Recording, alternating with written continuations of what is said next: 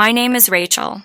I'm 31 years old, and last night, on our wedding anniversary, my husband humiliated me in a way I will never forget. The restaurant was glowing with golden lights. Chandeliers sparkled above the polished tables. Music played softly in the background. Couples laughed, glasses clinked. It was the kind of place where memories should be made. I sat there waiting for Ethan, my heart beating with hope. I wore the black silk dress he once loved, the one he said made me unforgettable. I thought maybe he would notice me again. Maybe he would remember the girl he had promised forever to. Then he walked in, not alone. A woman followed him, blonde hair, red dress, heels clicking confidently against the floor. Ethan smiled at her in a way I hadn't seen in years. He placed his hand on her back as he led her toward me. My stomach dropped. The maitre d' hesitated, looking from me to them, but Ethan waved it off. "She's with me," he said, casual, as if nothing was out of place. Have you ever felt your world collapse in front of strangers? That's what it felt like. Every laugh in that restaurant turned sharp, every glance cut deeper. The woman sat across from me, unbothered, like she had already won. She looked me in the eyes and smiled. Ethan poured her wine first, then his own, forgetting mine completely. He leaned close to her, asked about her day, her dreams, his laughter soft and intimate. He had not asked me those things in months. I sat frozen, my hands trembling under the table, my chest heavy, my throat tight. I wanted to scream. I wanted to throw the glass across the room. I wanted to ask her if she knew she was destroying a marriage, but I didn't. Because if I broke down in that moment, if I cried in front of them, they would both win. So I stayed silent. I curved my lips into something that looked like a smile. My heart was burning, but I refused to give them the satisfaction of seeing me fall. Margaret, my mother-in-law, had always whispered that I wasn't enough for him. "He needs someone who can match him," she would say, her voice cold even when she smiled. Sitting there, watching Ethan with this woman, I realized she had planted this moment long ago. Maybe this was her idea of the better woman. But here's the thing about humiliation. Sometimes it destroys you. Sometimes it wakes you up. That night, sitting under chandeliers that should have celebrated my marriage, I felt something change inside me. Shame burned into rage. Rage hardened into clarity. I saw Ethan not as my husband, but as the man who betrayed me. I saw Margaret not as family, but as the enemy who had plotted my erasure. And I saw myself not as a victim, but as someone who had been silent for far too long. Ethan thought I would stay powerless. Margaret thought I would stay small. This woman thought she had taken my place. They were all wrong. I sat in that restaurant, my back straight, my heart steady, and I made myself a promise.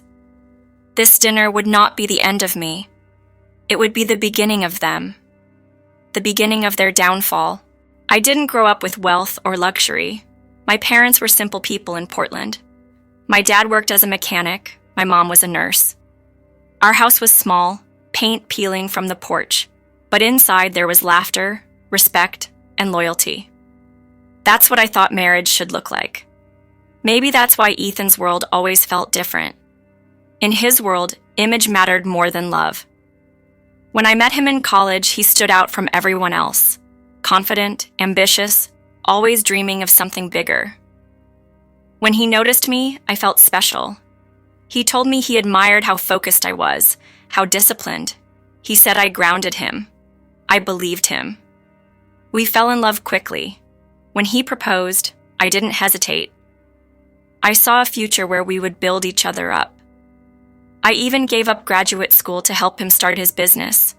I worked nights, paid bills, saved money while he chased his dream. I thought that was love, sacrifice. But not all sacrifices are seen, and not all love is returned. From the very beginning, Margaret, his mother, made it clear she didn't approve. She smiled in public, but her words cut. "She's sweet," she once told Ethan within earshot, "but she's not your match. You need someone stronger." I pretended not to hear, but the sting never faded. I tried to win her over. I cooked meals, dressed the way she suggested, hosted family dinners, even laughed at her jokes that hurt me. But nothing was enough. My food was too plain, my clothes too modest, my laugh too loud. Everything about me was wrong in her eyes. And Ethan? He stayed silent, always silent. He never defended me. Silence became his way of agreeing without saying the words. Still, I believed in patience. I told myself he loved me, that one day things would change. But patience doesn't heal wounds when someone keeps cutting. Slowly, Ethan grew distant. He spent more nights away, claiming to work late. His answers grew short. Work. Late. Don't wait up. At first, I believed him, but belief without proof is just denial. I started noticing small things, a perfume on his shirt that wasn't mine, a lipstick mark faint on a collar. When I asked, he laughed, told me I was paranoid. Margaret's voice always followed. "Don't nag him, Rachel. Men work hard. Insecurity isn't attractive." For a while, I doubted myself. Maybe I was being insecure. Maybe my loneliness was my fault. But truth has a way of showing itself. One rainy afternoon, I came home earlier than planned.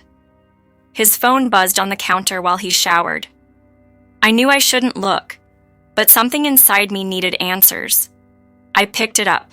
The screen lit, and my world collapsed. Messages, photos, promises, words that should have been mine but weren't. My chest tightened with every scroll. And then I saw the line that broke me completely. "Your mom's right. She's not enough for you. Soon, you'll be free." My hands shook. Margaret wasn't just tolerating his affair, she was encouraging it. She was helping him erase me. I sat frozen on the couch, the phone heavy in my hands, the sound of the shower covering the sound of my breaking heart. Ethan walked out minutes later, towel around his waist, casual as ever. He kissed my forehead absently, like nothing was wrong. In that moment, I didn't scream, I didn't cry. The rage I expected never came. Instead, there was a cold calm, sharp and clear. That was the night I stopped begging for love. That was the night I stopped doubting myself. From that moment, I knew silence would no longer be weakness. It would be my weapon. And soon, they would both learn what it meant to underestimate me. After that day, my life turned into an act. On the outside, I played the loyal wife, smiling when Ethan came home late, cooking dinners he barely touched, asking questions he never really answered. But inside, I was no longer blind. I was recording every word, every action, every insult. At family gatherings, Margaret never missed a chance to humiliate me. She'd tilt her head and say, "Rachel, maybe don't wear that shade. It takes confidence to pull it off." The table laughed.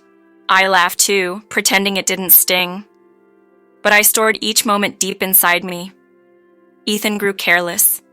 He texted openly at the table, smirking at messages I knew weren't mine. He vanished on weekends, claiming business trips. Sometimes I stared at him across the room, wondering how long he would keep pretending I didn't see the truth. But invisibility has its advantages. When people think you're weak, they forget to hide. Margaret whispered more freely. Ethan bragged more boldly. They didn't know I was listening. Slowly, I started gathering proof. I recorded Margaret's sharp words, her insults coated in fake smiles. I saved receipts Ethan left lying around, hotel bills, expensive gifts I never received. I took screenshots of texts when his phone lit up on the counter. Piece by piece, I built a wall of evidence too heavy to deny. The hardest part wasn't collecting, it was waiting. Have you ever held anger so sharp that it feels like fire in your chest? That was me. I wanted to explode, to confront them, to scream until they broke. But I held back, because revenge works best when the timing is perfect. Margaret's birthday became that timing. She bragged about it constantly, imported chandeliers, endless champagne, over 100 guests from her business circle. "It will be the event of the year," she said proudly. That was when the idea rooted in me. If she wanted an audience, then she would have one. Not for her triumph, but for her downfall. At night, I worked in silence, organizing files into a presentation. Screenshots, recordings, receipts, all arranged carefully, all backed up. I wasn't building a slideshow, I was building their destruction. During dinners, I acted the same. Margaret mocked me for mispronouncing a wine. Everyone laughed. I laughed too, hollow but steady. They thought I was broken. They thought I had accepted my place. But silence had become my disguise. The night before the party, I opened the folder one last time. I checked every file, every recording. Nothing was left to chance. Then I looked in the mirror. My black silk dress hung on the door, the same one I wore at the anniversary dinner. Back then, it had been a plea for love. Tomorrow, it would be armor. I slipped it on, smoothed the fabric, and studied my reflection. My eyes weren't desperate anymore. They were sharp, steady, and full of resolve. Margaret believed her birthday would crown her as queen. Ethan believed his mistress made him untouchable. Tomorrow, they would both learn how wrong they were. The night I uncovered the full truth, the rain outside was falling hard, drops running down the glass like they carried my thoughts with them. Ethan had told me he would be home late again. Instead of sitting in silence, I walked into his office. His briefcase lay open on the desk. For years, I never touched his things. I believed trust meant boundaries. But trust was already gone. My hands moved on their own, pulling out the papers inside. At first, I skimmed quickly. Contracts, receipts, bank statements. Then the numbers caught me. Charges for luxury hotels, jewelry I never received, trips I was never part of. My stomach twisted. I turned page after page, each one cutting deeper. Then I found something worse. A folded letter written in Margaret's perfect handwriting.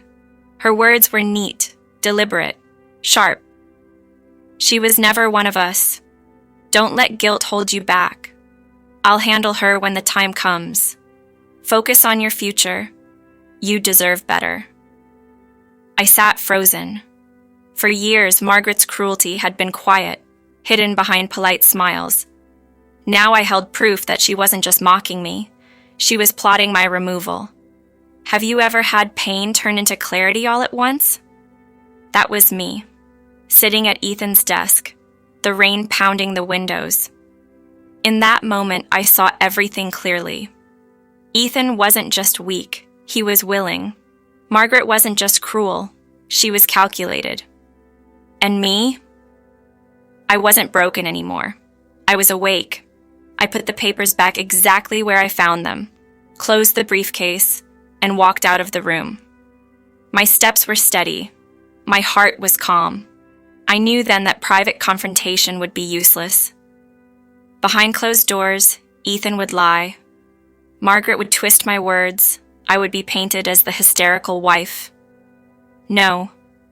If they wanted to humiliate me in public, then public would be where their masks would fall. Margaret's birthday was the perfect stage. She had already told me every detail. Chandeliers from Italy, roses flown in, a cake taller than a child. Over 100 guests, friends, business partners, neighbors, all people she wanted to impress. She dreamed of applause. Instead, she would face the truth.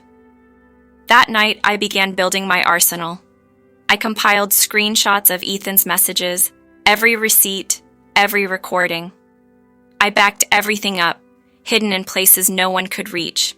Each file was a weapon, each word a blade. Over the next days, I played my part perfectly. I smiled when Ethan lied.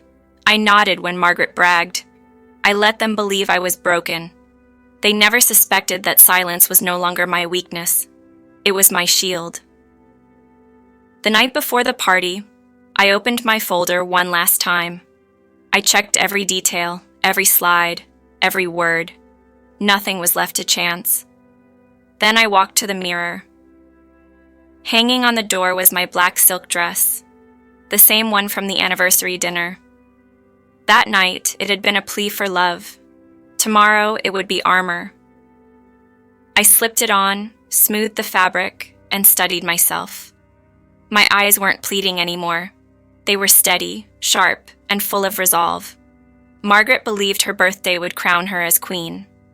Ethan believed his affair made him untouchable. Tomorrow they would both learn how wrong they were. The weeks before Margaret's birthday felt like I was walking on a tightrope. On the outside, I played the role they expected. The quiet wife, the one who blended into the background. But inside, I was building a storm. Every night after Ethan fell asleep, I sat at my desk with only the glow of my laptop. Papers were spread around me, bank records, receipts, screenshots. I checked each one carefully, organizing them into folders. It wasn't just evidence, it was a weapon. Margaret couldn't stop bragging about her party. She called me constantly, her voice smug as she described the chandeliers, the flowers, the guest list. She believed it would be her crowning moment. I listened politely, murmuring approval, pretending to admire her plans. What she didn't realize was that every guest she invited would soon be a witness. Have you ever smiled at someone while secretly holding the power to destroy them? It's a strange calm, almost peaceful. The hardest part was acting normal with Ethan, watching him text late at night, whispering on the phone, smirking as if I were invisible. Sometimes I stared at him and wondered how I had ever loved him. He believed he was safe. He believed his lies would never catch up to him. He had no idea how close his downfall was. Margaret adored theatrics, so I disguised my plan as a gift. I told her I was preparing a small presentation for the party. She smiled with satisfaction, certain it would be something in her honor. She thought I had finally submitted. She had no idea I was preparing her public collapse. Days passed, and I played my role perfectly. At dinner, Margaret mocked me for mispronouncing the name of a wine. Everyone laughed. I laughed too, hollow and controlled. Inside, I was counting the days. They thought I was broken. They thought humiliation had silenced me forever. But silence had become my shield. Behind it, I sharpened the truth like a blade. The night before the party, I went through the files one last time. Every receipt, every message, every recording was ready. I backed them up on multiple drives and hid them in places no one would find. Nothing was left to chance. Then I stood in front of the mirror. My black silk dress hung on the door. The same one I had worn to the anniversary dinner. That night, it had been a plea for love. Tomorrow, it would be armor. I slipped it on and studied myself. My eyes no longer looked desperate. They looked steady, calm, and dangerous. Tomorrow night, Margaret would expect applause. Ethan would expect admiration. But what they would receive instead was the truth. And when that truth lit up the chandeliers of her perfect ballroom, their empire of lies would shatter in front of everyone. The night of Margaret's birthday arrived like a carefully staged play. The ballroom glittered under golden chandeliers, light bouncing off marble floors polished to perfection. Towers of champagne stood ready, roses lined the walls, and a string quartet played soft music in the corner. It was everything Margaret loved: elegance, power, attention. She wore emerald silk, her jewels sparkling under the lights, smiling like a queen greeting her court. Ethan stood beside her, confident and polished. shaking hands and laughing as though he belonged to another world. They both believed this night was their victory.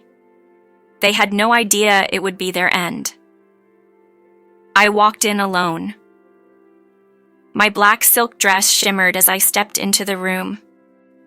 Conversation slowed, eyes turned, whispers rippled. For years, I had been invisible at their gatherings. Tonight, every eye followed me. I held my head high, my steps steady. The evening unfolded with speeches and toasts, the sound of glasses clinking echoing across the hall. Margaret soaked in the admiration. Ethan smiled at her side. I waited patiently, my folder disguised as a gift in my hands. When the music faded and the lights dimmed, I walked toward the microphone. My heels echoed on the marble floor. The crowd hushed. Margaret looked at me, confused but smiling, certain I was about to praise her. "Good evening," I said, my voice calm but steady. I thought tonight, in honor of Margaret, I would bring a gift. Not just to her, but to all of you. Because what's family without honesty? The screen behind me lit up. At first, photos of happy family moments appeared. Margaret straightened, proud, certain this was her tribute. Then the slides changed. Hotel receipts, jewelry purchases, luxury trips booked under Ethan's name. Gasps rippled through the crowd. Ethan's smile froze, his face drained of color. More slides appeared, screenshots of messages, intimate words not meant for me. And then the line that stole the air from the room. "Your mom's right. She's not enough for you. Soon, you'll be free." The room erupted in whispers. Heads turned sharply toward Margaret. Before she could speak, a recording played. Her voice filled the ballroom. "She was never one of us. Don't let guilt hold you back. I'll handle her when the time comes." The silence that followed was heavy. Margaret's glass slipped from her hand, shattering on the marble floor. The crowd looked on in shock. I let the silence linger before I spoke again. For years, I was told to stay quiet, to endure humiliation, to shrink until I disappeared. But silence has its limits. Tonight, you see the truth. The husband who betrayed his vows, and the mother who cheered him on. Ethan stumbled forward, his voice desperate. "Rachel, stop this." I turned to him calmly. "No, Ethan. You stopped us the moment you chose her over me." The whispers grew louder. Business partners turned away, disgust on their faces. Relatives whispered angrily. Margaret's perfect mask shattered. Ethan stood frozen in disgrace. I placed the microphone down gently, my hand steady, my heart light. Humiliation had been their weapon. Tonight, it was mine. I walked out of the ballroom, my heels striking against marble, my back straight. No one tried to stop me. Every eye followed me. But this time, it wasn't pity. It was power. Walking out of that ballroom, I felt lighter than I had in years. For so long, I thought strength meant silence. I thought love meant sacrifice. I thought patience would fix what was already broken. But I was wrong. Strength isn't about suffering quietly. Strength is about standing tall when they expect you to bow. Ethan believed I would always be the obedient wife. Margaret believed she could erase me with a smile and a whisper. But under the glow of her chandeliers, in front of every person she wanted to impress, their masks fell. Their empire of lies collapsed in seconds. The humiliation they tried to drown me in became their own. Revenge didn't erase the scars they left on me, but it gave me back something they thought they had taken forever: my dignity. Have you ever realized that freedom doesn't come from being accepted? Freedom comes the moment you decide you will never be made small again. That night, I chose myself. I walked away from the ashes of my marriage and the shadow of Margaret's control. I didn't walk away weak. I walked away free. And if they ever speak my name again, it will not be with pride.